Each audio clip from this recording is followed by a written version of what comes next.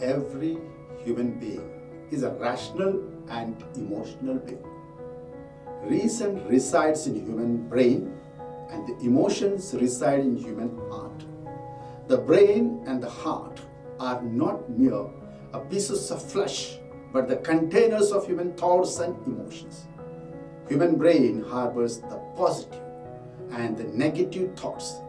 Similarly, the heart harbors the positive and the negative emotions.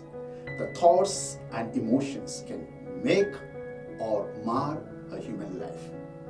Keeping this in mind, look at the lives of various persons we find in the Bible. What do we find in them? We find that their lives are being dominated by different emotions.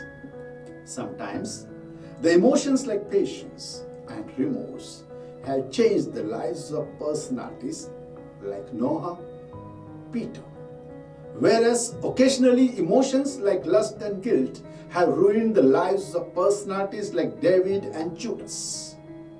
Similarly, in our daily lives too, we come across people who have transformed or ruined their lives because they did not learn to control their emotions.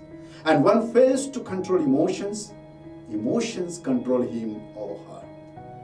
The life of Jesus is the best example of how one can control one's emotions. Jesus never allowed negative emotions to rule and dominate his life.